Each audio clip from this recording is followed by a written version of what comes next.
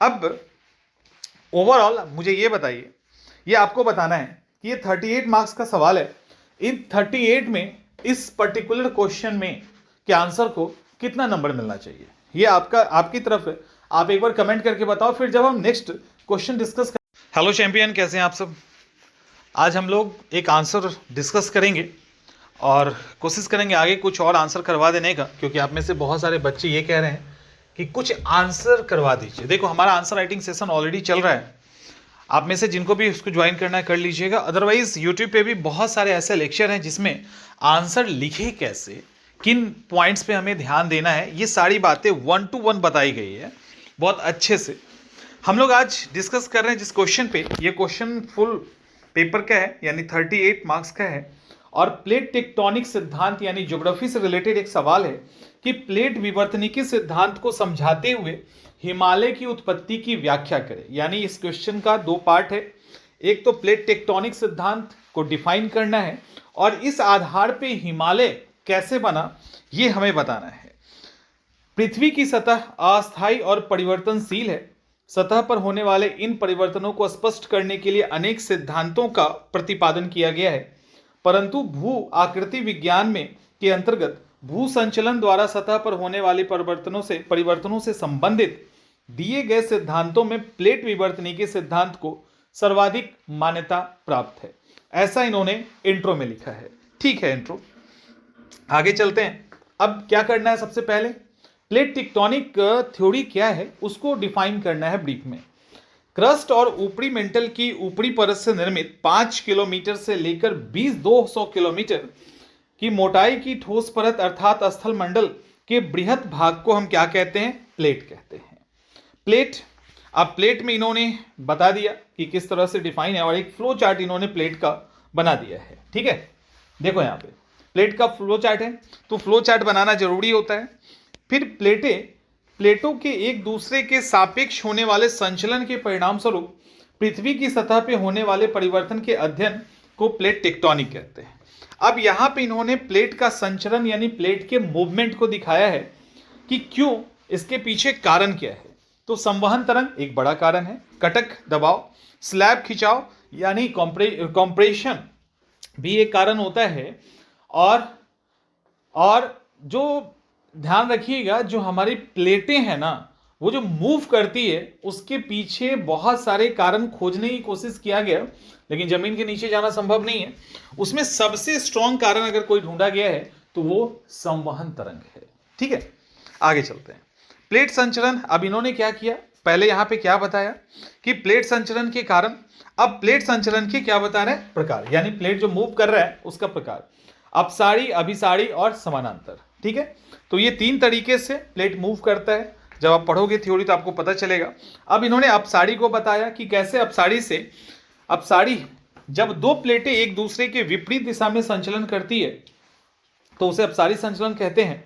अब इससे क्या हो रहा है, तो विश्व के अधिकांश सीमांत तथा अपसारी सीमा मध्य महासागरीय कटकों के सहारे है, और एक एग्जाम्पल भी इन्होंने पुट कर दिया, जैसे मिड अटलांटिक कटक, मध्य अटलांटिक कटक। ठीक है, आगे अभिसारी संचलन, जब 2 प्लेटें एक दूसरे की ओर गति करती है तो इसे अभिसारी संचलन कहते हैं। इससे भारी एवं तेज गति वाली प्लेट हल्की एवं कम गति वाली प्लेट के नीचे क्षेपण हो जाता है, और इस कारण वलित पर्वतों का निर्माण होता है, जैसे हिमालय का निर्माण।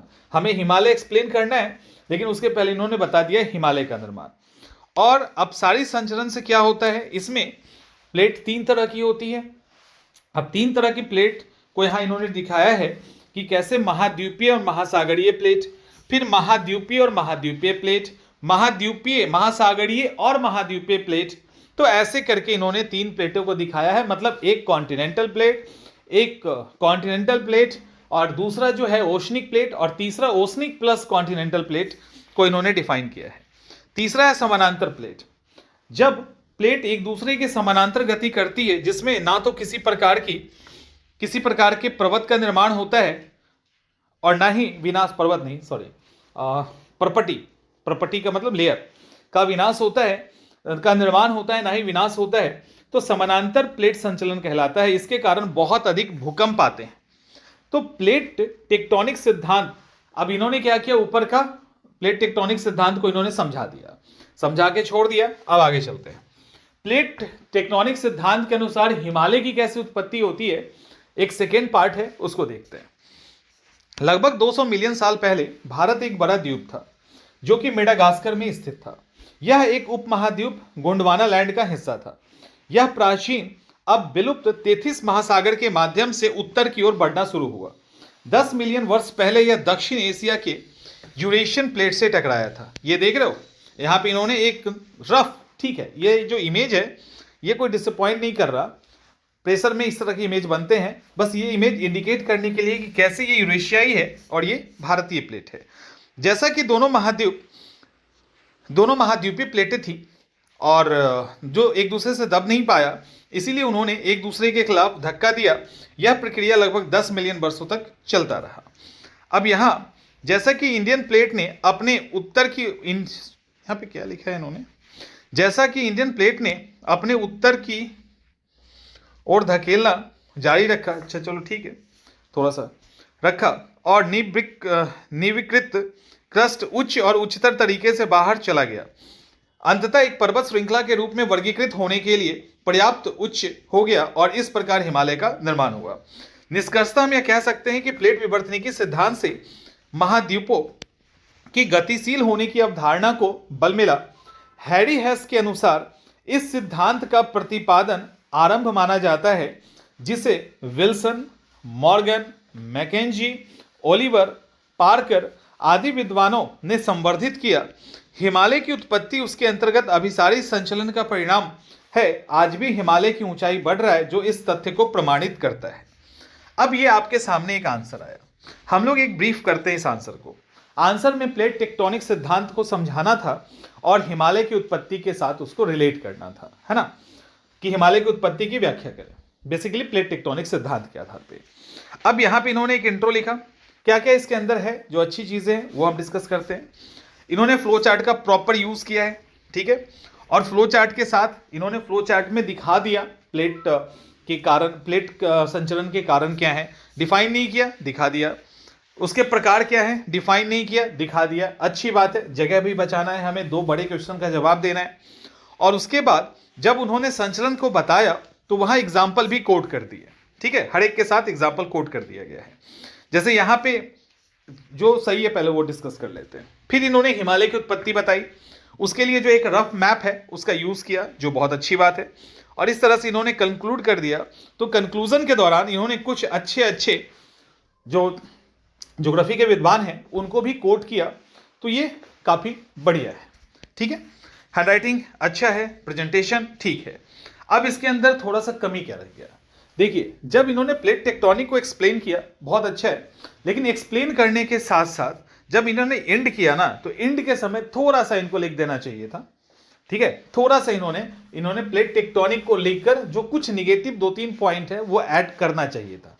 एक तो वो, दूसरा जब इन्होंने हिमालय को एक्सप्लेन किया है तो हिमालय के एक्सप्लेन के दौरान यहां पर देखिए चीजें उलझ गई, मुझे भी पढ़ने में थोड़ा सा दिक्कत हुआ।